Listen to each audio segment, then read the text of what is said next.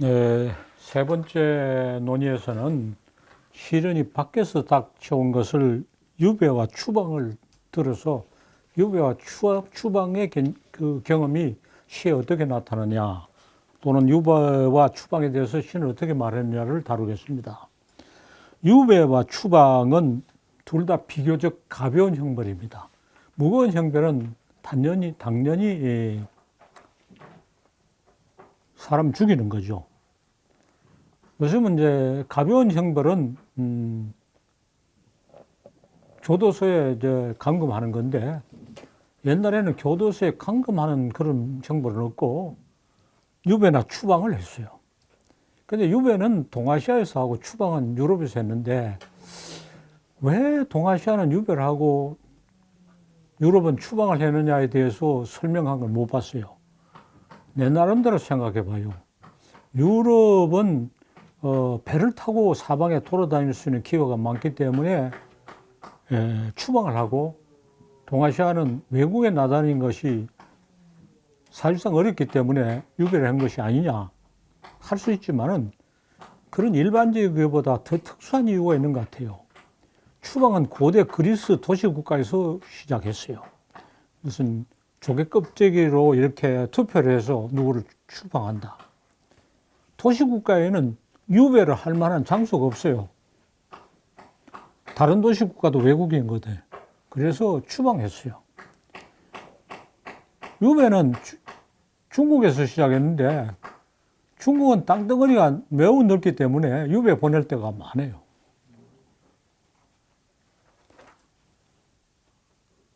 둘 다 죄인으로 판결된 사람이 살고 있던 것을 떠나도록 강요하는 것은 같으면서, 추방은 어디로 향하든지 밖에 나가면 자기 마음대로요.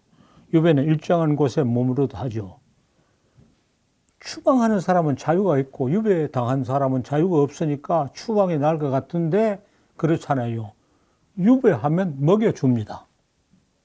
굶어 죽게 안 하고 먹여줘요.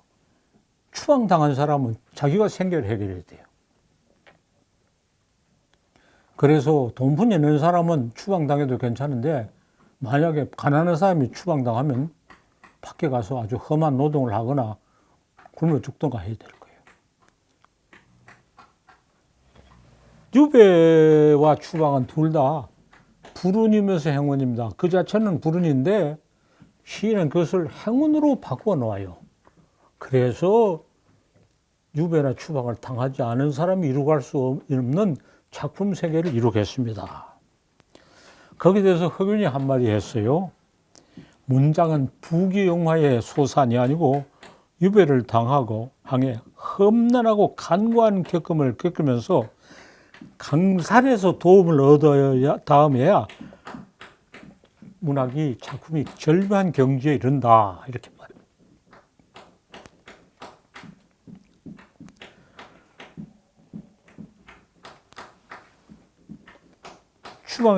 추방에 관해서는 다음에 단테를 들어 이야기할 건데, 유발을 좀 더 설명하고 추방으로 가겠어요. 그러면서 허균은 유배를 당하고 아주 문학 창작이 절묘한 경지에 이른 사람의 본보기로 당나라 문장과 유정훈과 소식을 들었습니다. 이 경우에는 시와 산문이 다 해당됩니다. 유정훈은 영주라는 곳에 유배되어서 영주 8기라고 통칭되는 8편의 명문을 남겼습니다. 간결한 문장에 깊은 뜻을 함축해 사회를 풍자하고 불의를 비판했죠.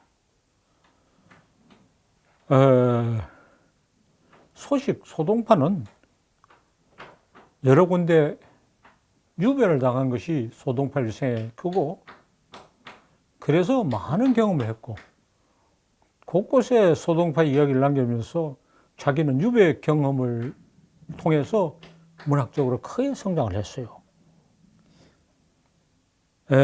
소동파 시에 이래요. 문론이 그대는 평생 무엇이려는가? 황주, 해주, 담주로다. 문군 평생 공업, 황주, 해주, 담주. 자기 유배 든 고장 셋을 나란히 읽었어요. 이 시는 한시에서 드물게 보는 육언체입니다. 6줄로 된 시가 들어있는데 이건 육언체입니다.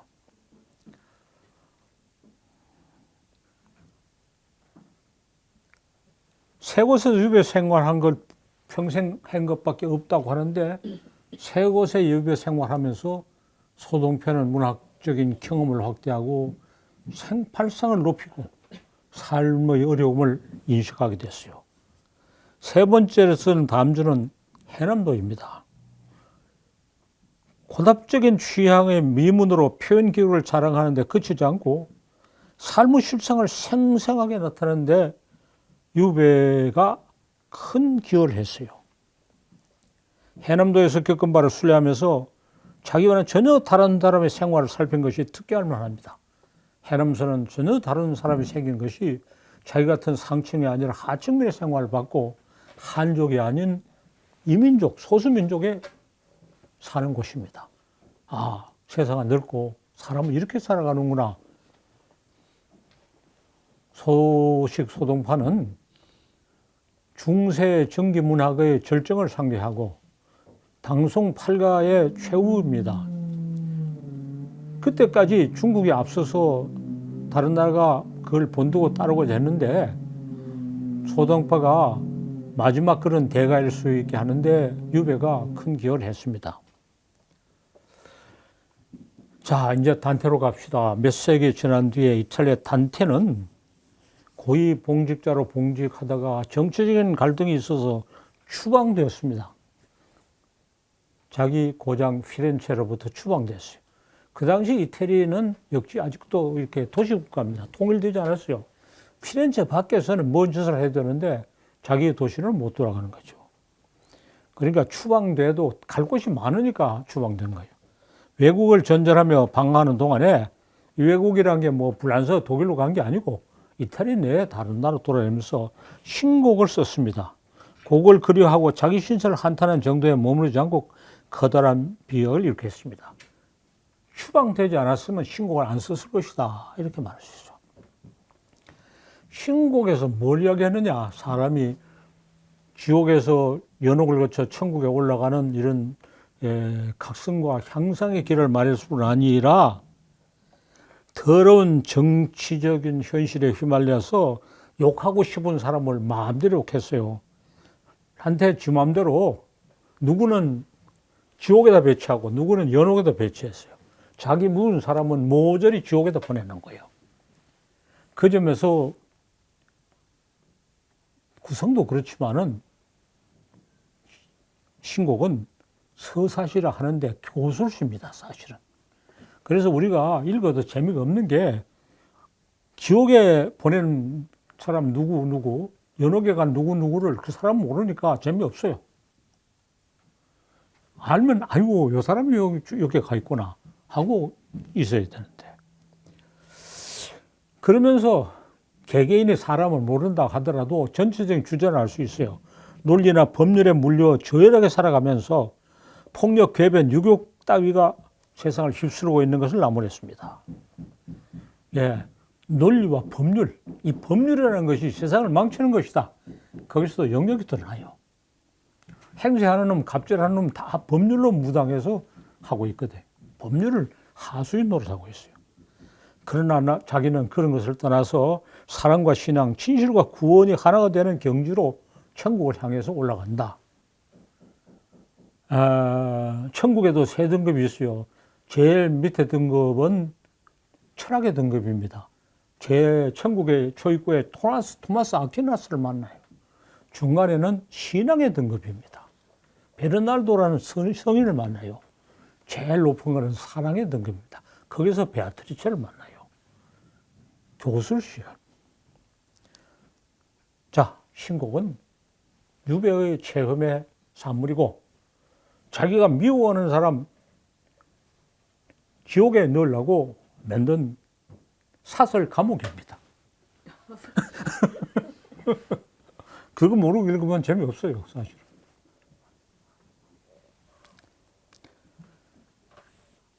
이제 또 우리 유배로 가봅시다. 다산 정약용은 젊으셔서 정조의 총애를 받고 뛰어난 재능을 발휘한 장래가 크게 촉망되었습니다. 정조가 죽은 뒤 득세한 세도 정권의 미움을 받아서 천주교를 믿었다는 죄목으로, 그것이 진짜 죄목이냐 가짜냐, 진짜 죄목이에요. 사실은 몇십 년 유배 생활하는 동안에 많은 고초를 겪고 정당한 사유가 있어서 유배를 시켰는데 마치 부당하게 박해를 받은 것처럼 요즘 사람은 말하고 있어요. 그런데 처음에는 자기 생각을, 처지를 참담하게 노래하는 시를 긁다가 현실로 관심을 돌리고 참상을 겪는 백성을 위해 항변한다는 사명을 깨달음으로써 생각이 훨씬 넓게 열렸어요. 만약에 다산이 유배 가지 않았으면 고답적인 시를 쓰는데 그쳤을 거예요. 핍진한 현실 감각을 가진 시는 쓰지 못해요. 다산의 문학은 유배의 산물이다. 유배가 위대한 문학을 탄생시켜준다. 김인시에서 말해서 아득하도다 천재주와 고금 누가 알 수 있으랴. 많고 많은 백성이 태어나서 야비물 병들게 한다. 유유 대화리 고금 유수지 임림 생증민 초최함창이, 이런 처절한 문구가 있는 시를 썼습니다. 이런 시를 쓰면서 자기는 물론 그 사람들과 함께 아파하지만은 생각이 툭 트이고 세상을 위해서 이런 시를 쓴다는 것 때문에 또 뭐야? 커다란 사명감을 가지게 됩니다.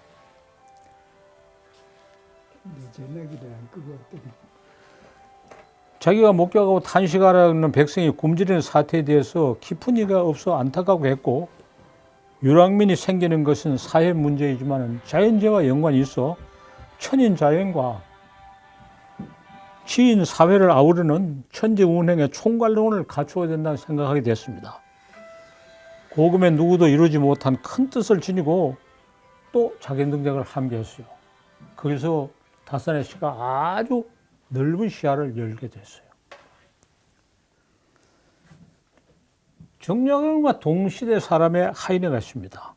이제 우리 그 유배당한 시인과 저쪽에 추방당한 시를 한 사람씩 짝을 지어서 비교를 합니다.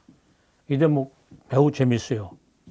하인회는 감미로운 사랑의 노래로 명성을 떨쳤으나 독일의 민주화를 주장하다가 추방되었습니다.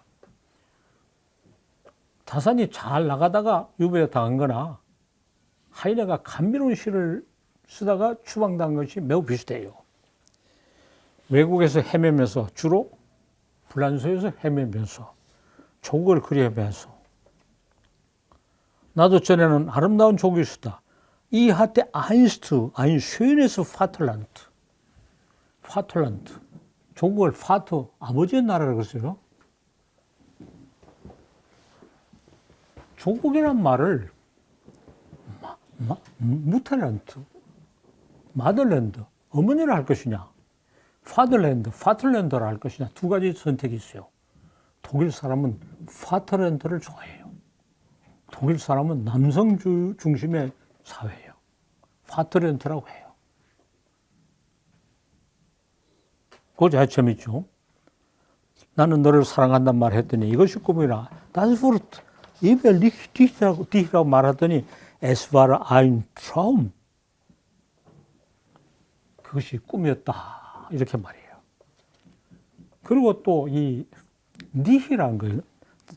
니히라는 비칭과 Z라는 존칭이 있는데, 우리는 높은 사람이나 낮은 사람이라 구별하는데 좀비법인데 독일 말이나 불란서어는 가까운 사람이나 먼 사람이냐 하는 것을 말해요. 가까운 사람은 아무리 가까워도 니라고 해요. 부자 아버지에게도 디시라고 하지 지라고 안 해. 조국을 너라고 불렀어요. 이것도 우리하고 매우 어법이 다르죠. 하나님에게 뭐라고 말하냐? 하나님에게 비중을 써요. 너라고 해, 하나님을. 왜냐? 하나님 가깝다고 생각해. 그래서 좀비법과 진소법이 얽히는데 진소법이 우선해요. 우리 말하는 좀비가 우선하는데. 족을 잃고 슬픔에 잡고 탄식하고 기면 하지 않았어요. 자기 처지에서 역사적 현실에 관심을 늘려 독일 자기 나라가 몽매한 생각에 자리잡혀 완벽한 보수주의자 노릇 하는 것을 직접 풍자하는 대신에 중국의 황제가 폭군 노릇 하는 걸 통렬하게 풍자하는 것을 간접적으로 풍자했어요. 군주가 폭군일 뿐 아니라 백성들이 우리는 헌법을 원하지 않습니다. 우리는 채찍과 곤봉을 원합니다. 하고 백성들이 말하게 만들었다. Ich wolle keine Konstitution, wir wollen den Stock und Kantschau. 우리는 곤봉과 채찍을 원합니다. 카이저 폰 히나, 차이나를 독일에서 히나를 읽죠.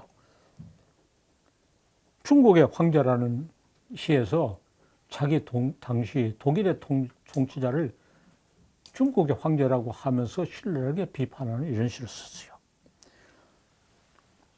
고객이 그리워할 뿐 아니라 세상이 잘못됐고 낫다고 하는 것을 루베 추방 경험이 누적되면서 더욱 통절하게 느끼게 됩니다.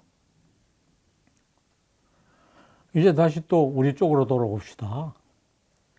유배당한 문인 이세보는 왕족이고 철종과 육촌 사이입니다.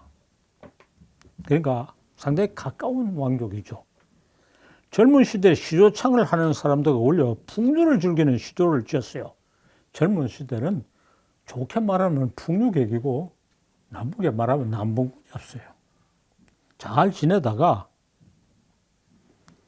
여기 모든 사람들이 잘 지내다가 유배나 추방을 당하는 거죠. 안동시 김씨 세도 정권의 미움을 사서 유배를 당해서 고종이 즉위하자 풀려나서 3년간 유배 생활했어요. 3년간의 유배 생활이 이세보를 완전히 딴 사람을 만들었어요. 어려운 고난을 겪으면서 백성의 참상을 보고 자기 신세를 한탄하고 세상을 다시 인식했어요. 한바다도 어려운데 세바다가 막혔으니 물수도 흉량하고 바람도 요란하다. 멀리 절도에 유배가 있는 심정을 토로했어요. 이런 심정을 이렇게 토로하는 시조는 전에 별로 없었어요. 자기 신세를 한탄하는데 그렇지 않고 마음을 다잡고 관심을 넓혀 현실을 문제 삼았습니다. 세도 정권이 나라의 기강을 마구 무너뜨려 지방 수령이 수탈만 일삼고 백성은 목숨을 보존이 어렵게 된 사정을 마치 자긴 일인 양 하고 나타냈습니다. 저 백성 거동보소 치고 들어왔어요. 쌀 한 선 바치려면 두 섬이 부족이라 약간 농사 지었은들 그 무엇을 먹자 하리. 이런 시조를 여러 번 지었습니다. 시조가 이런 시를 지은 것은 참으로 특이합니다. 한시는 농민의 참상을 그린 것이 많아요. 시조는 기본적으로 풍류의 노래이기 때문에 유혹적인 분위기에서 지은 것이 기발한 찰상과 발상은 있어도 현실을 핍진하게 다루는 것은 그동안의 시조하고는 거리가 멀었어요. 그러나 이세보 시조는 이런 것을 노래하고 있어요. 이세보 시조는 작품 편수에서도 단일 작가의 시조 중에 가장 많고 그 작품의 성량도 놀랍습니다. 이세보 시조를 발견하고 세계에 소개한 것은 단국대학에 있는 진동혁 교수가 한 일인데 학문에 대단히 높이 기억했어요. 북한에서 나온 최근의 문학사는 이런 이세보 시조도 취급하지 않으니 정말 좋은 걸 놓치고 있는 거예요. 자, 이세보가 동시대 사람을 빅토르 유고를 들 수 있어요. 다 19세기 동시대 사람입니다. 이세보 동시대인이었습니다. 빅토르 유고 또한 그래요. 발상과 표현이 화려한 낭만주의 시로 큰 명성을 얻어 문당의 제왕 노릇을 했어요. 국회의원이 되어 정계로 진출하고 대통령까지 노렸어요. 유고가 너무 화려하게 잘 나갔죠. 그래서 유고의 문학은 부품하고 과장되고 영탄을 자아내고 별로 세상에 높이 평가하지 않습니다. 감정 과잉이다. 수식의 남용이다. 이런 평을 듣습니다. 레미제라블이라고 하는 그 소설이 굉장히 명작에 알려져 있지만은 그런 감정의 과잉과 과장이 심해서 진지한 문학으로 인정되지 않습니다. 막 이렇게 그쳤으면 빅터 류고는 화려한 것을 자랑하는 작가이고 별로 현실 의식은 없다. 이렇게 됐을 거예요. 그런데 국권을 장악한 나폴레옹 3세와 맞서다가 나폴레옹 3세가 나폴레옹의 조카인데 나폴레옹 3세라고 칭하고 쿠데타를 일으켜 정권을 잡고 나폴레옹을 흉내내서 독재를 하고 프랑스를 사회를 역행시켰어요. 독일과 전쟁을 져서 퇴위할 때까지 많은 피해를 끼쳤어요. 그런데 빅터 류고는 나폴레옹 3세와 맞서다가 추방됐어요. 그냥 뭐 민중의 입장에서 맞선 게 아니라 빅터 류고는 그 나라를 다스리는 큰 자리를 내가 차지하려야 되는데 왜 네가 차지하느냐 이런 식으로 되던 거예요. 대통령 되려고 꿈꾼 사람이야 빅터 류고가. 프랑스 브레타뉴와 아주 가까운 곳에 영국령 세르시 섬이라고 있어요. 브레타뉴 반도 안에 들어와 있는 몇 개의 섬인데 그거 영국 거예요. 거기에 머무르면서 프랑스로 못 들어왔어요. 아마 프랑스가 많이 거느다 보였을 거예요. 윤희상이 여기 들어오지 못해서 배를 타고 요 근처까지 돌아다니다 갔다는 거하고 비슷한 거죠. 조국과 가족을 그리워하고 하는 마음을 나타내는 시를 썼습니다. 여기서 빅터 류고의 문학이 비로소 땅에 발이 붙고 현실을 인식하고 사람은 다 어려움을 겪고 살아간다는 것을 알게 됐어요. 빅터 류고가 새 사람이 되고 문학이 다시 탄생했어요. 이세보가 귀양 가서 새 사람이 된 거하고 비슷해요. 그래서 정약용과 하인의 이세보와 빅터 류고가 동시대에 비교가 됩니다. 한탄만 하지 않고 나폴레옹 3세를 향해 표문을 걸었어요.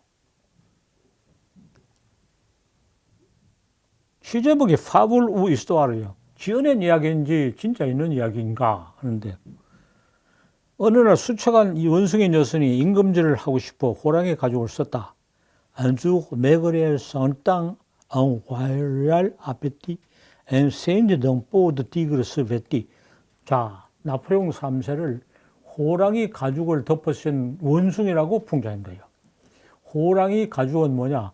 나폴레옹 1세 보나파르트 나폴레옹의 위세를 업고서 자기가 나폴레옹의 조카란 이유로 나폴레옹 시대의 프랑스의 영광을 되살린다면서 압제 독재 정치를 하는 것을 호랑이 가죽을 덮어 쓴 원숭이 녀석이라고 평가했어요. 풍자시를 지었습니다. 나폴레옹 3세가 나폴레옹의 위세를 이용해 권력을 휘두르는 것은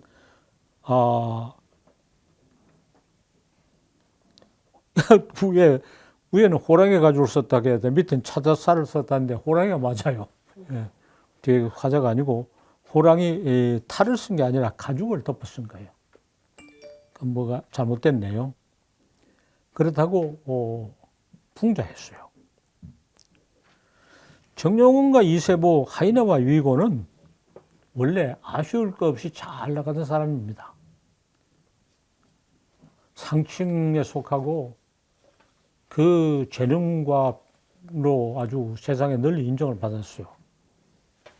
말하자면 공중에 둥둥 떠서 살던 사람입니다.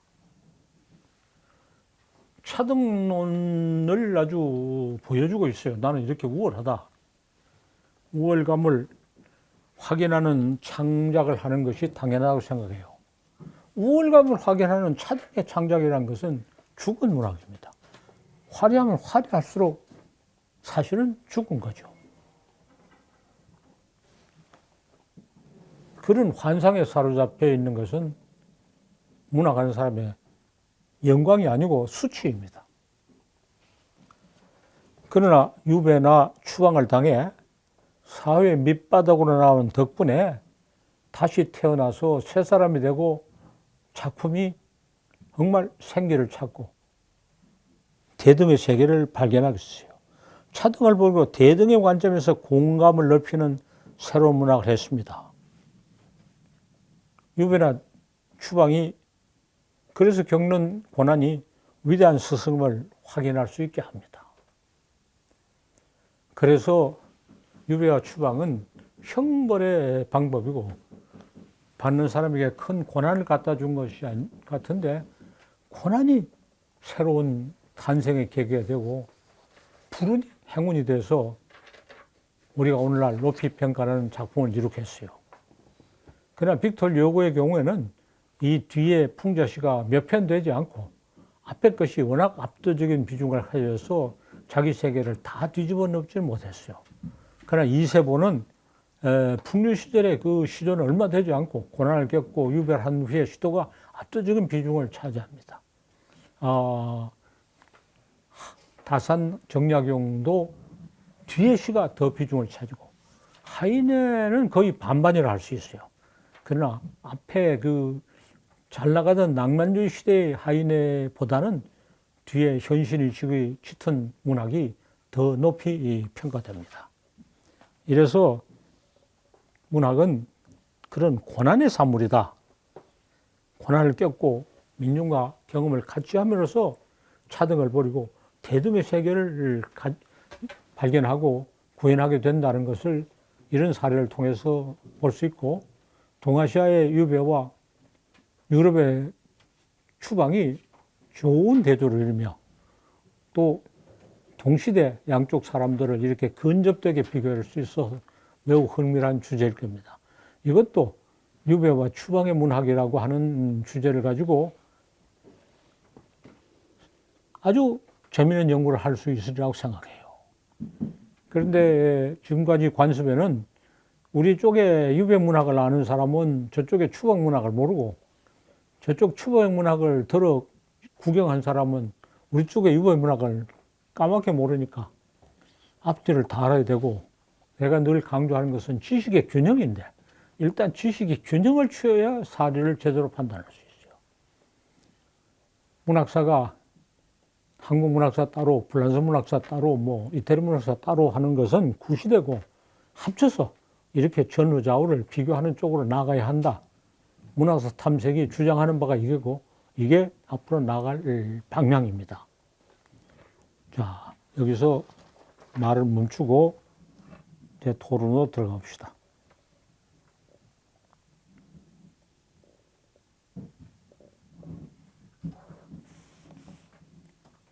그 지난 시간에 말씀하신 김삿갓 한씨의 경우에는 그 이응수라는 분이 보니까 북한의 김일성 종합대학교 교수. 네, 그 사람이 김삿갓 시집을 처음 수집해서 간행했던 사람이죠. 그럼 다산이나 위백규, 이세보 이런 분, 이세보는 아까 북한 문학사에 안 다뤘다고 그러는데 다산이나 이세보의 작품은 다루고 있습니까? 다산은 당연히 다루는데 위백규를 어느 정도 집진하게 다룬지 내가 확인을 못하는 것 같은데, 남북 분단되기 전에 알고 있던 것을 많이 다루고 새로 남쪽에서 발견된 작품에 대해서 열심히 공부하지 않은 것 같아요. 그래서 위백규도 아마 안 다뤘을 가능성이 있어요. 그리고 이 분단 후에 좋은 자료가 전부 남쪽에서 발견됐고 북한에서는 그 전적이 별로 없어요. 우리가 모르고 북한에서 나온 것은 동전벌고이라고 구리광산을 캐는 사람들 노래가 하나 있어가지고 내가 그걸 받아들여서 문학동에서 당연히 다루는데, 그것은 문학사 4권에 나와요. 그거 외에는 여기는 우리가 모르고 있는 걸 북한에서 발견하는 좋은 작품이 더 있는 것 같지 않아요. 그러니까 전쟁 문화에 있어서는 남북의 격차가 너무 심하고, 오늘날 북한 지역은 옛날에 글 쓰고 뭐 문점 내고 하는 일이 남쪽에 비해서 아주 빈약했던 곳이에요. 그리고 김일성 종합대학의 그 고서가 상당히 빈약하다 그래요. 그 유학 갔다 온 그 연변대학 교수 이야기가 신의주에 있던 어떤 상인이 일제시대에 돈도 있고 취미가 있어서 고서를 많이 수집했다 그래요. 그 책이 다 김일성 종합대학 도서관에 들어가고 그 노인이 사서로 들어가서 그게 거기 고서에 근간을 이룬다. 매우 빈약해. 그 다산의 경우에 이제 농민의 현실이나 농촌 현실을 픽진하게 다루는 점에서는 공감이 가는데요. 여기 마지막에 선생님이 강의에서 대등어 관점에서 공감의 의미를 밝히는 새로운 문학을 했다라고 평가를 해주셨는데 다산이 양반 제도를 혁파하겠다라는 건 좀 미흡하다는 그런 지적. 물론이죠. 좀 안타깝다. 물론 다산의 그런 사상을 굉장히 긍정적으로 높이 평가했지만은 역시 미흡하죠. 미흡하고 그러면 다산 정료강하고 홍대용, 담은 홍대용을 비교해 보면 홍대용이 더 사상적으로 앞서고 철저해. 그는 홍대용은 기철학을 가지고 세상을 인식했기 때문에 그렇고 다산은 철학적 인식이, 철학적 이해가 희미해. 그래서 현상은 많이 말했어도 그 본질적으로는 모자라죠. 그래도 그 뭐 농민의 참성을 이야기한 시는 그대로 매우 소중하고 그 다음에 어떤 시대에 어떤 사회가 와야 될 것이냐 하는 다산의 대안은 별말 볼 것이 없다고 생각해요.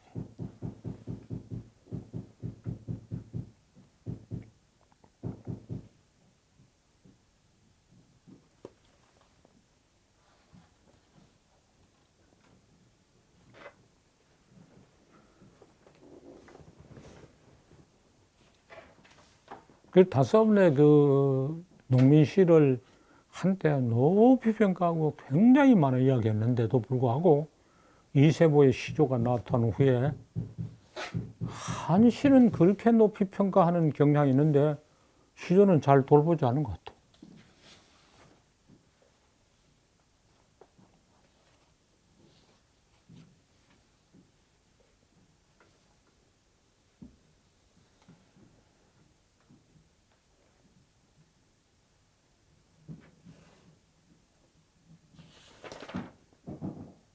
나폴레옹 3세가 이제 실각을 하고 빅터 류고가 귀국을 해서 아주 열광적인 환영을 받고 뭐 아주 뭐 민중의 영웅처럼 떠받들려져서 붕 떠서 착실한 창작을 못했어요. 역시 순환을 더 겪었으면 좋은 작품을 쓸 건데 출세하면 타락한다는 것이 문학에는 더 잘 적용하는 데는 것 같아요. 위고하고 괴테하고 좀 비슷하네. 예, 그래요. 위계하고 괴테하고 이야기하면은, 괴테는 더 현실적으로 유능한 경영가고 처세가인데, 빅터 류고는 좀 들떠 있어요. 그 뭐, 웅변적인 은사를 늘어놓길 좋아하고, 과장법을 쓰고, 그것이 물론 낭만주의의 특징이기도 하죠. 그래서 빅터 류고가 낭만주의의 제왕이죠. 그 아까 이야기하고 연결시키면 낭만주의 그런 풍조를 이제 제거하고 주주주의 시라고 할 때 메타피지컬 포인트가 발견된 거예요. 뭐 존 키츠, 바이런 바이런 특별히 막 웅변을 토내놓잖아요. 그 주주주의 시인들 그거 아주 싫어하고 냉철하게 지적으로 생각하거든요. 그래서 낭만주의가 그 불신되면서 상징주의가 나오면서 낭만주의가 그것부터 불신됐는데 빅터 류고의 그 평가는 아주 말할 수 없이 떨어졌어요. 지금 빅터 류고는 불문학에서는 거의 평가하지 않아요. 그런가 하면 하이네는 계속 높이 평가되고 있어요. 하이네 초기에 그 낭만주의 시만 가지고는 가망 없었을 거예요. 근데 이렇게 고난을 당했을 때 시인은 좋은 시를 쓰는데 소설가의 경우는 예, 그건 이제 시와 소설의 차이죠. 소설을 쓰려면 우선 많은 시간이 확보돼야 되고, 또 그 환경이 있어야 되고, 또 소설은 그 출판이 돼야 되는데, 그렇게 고난을 겪는 사람이 작품이 출판되기도 어렵고, 그래서 시는 당장 출판되지 않아도 전달이 가능하고 시간이 적게 들고 하기 때문에 고난에 대응하는 문학으로서는 당연 시가 소설보다 유리하다 이렇게 말할 수 있어요.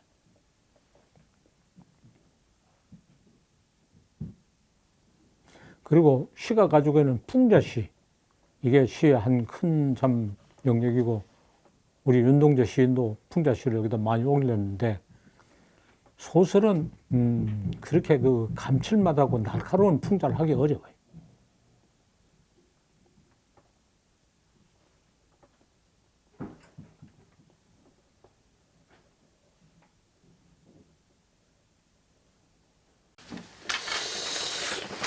우리나라는 80년대를 뭐 고난의 시대라고 만약에 한다면 그걸 주도한 거는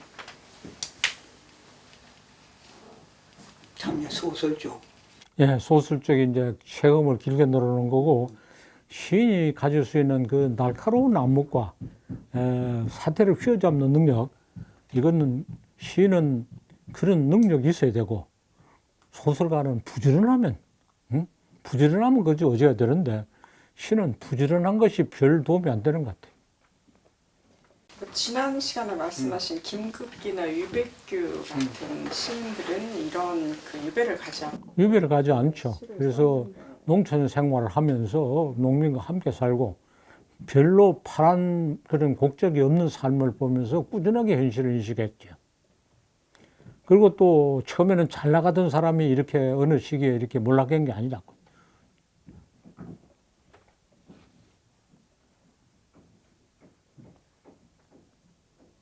그리고 유백규하고 우리가 정약용을 비교하면 정약용은 시경시를 가장 이상적인 시라고 생각하면서 빈민의 참상을 거기에 맞추고 말하겠는데, 유백규는 한시라도 시 형식을 바꾸면서 보리가 말을 하는, 그래서 농민의 소리를 한시까지 직접 담으려고 했기 때문에 유백규는 그런 표현과 형식의 혁신까지도 겸하고 있는 것이 우리는 더 높이 평가되리라고 생각해요.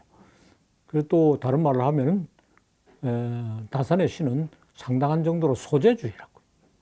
그래서 유백규의 시는 정말 참신한 발상, 주제를 새롭게 한 것이 더 값지지 않은가 이렇게 말할 수 있어요.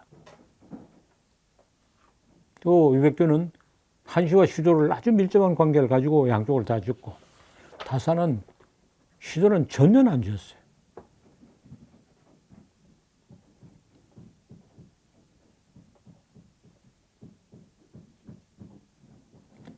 실학이 국문 시가는 국문으로 쓴 글은 없다. 없어, 전혀 없어요.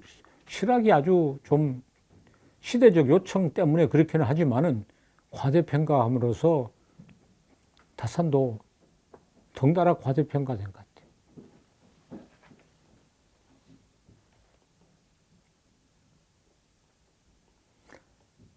실학이냐 기학이냐 하는 글을 썼고, 앞으로 그걸 강의에 올릴 생각인데, 우리는 관심을 실학에서 기학으로 바꿈으로써 철학을 되찾아야 되고, 관심의 중심에 임성조나 홍대용이 놓여야지 다산이 놓이지는 않아요.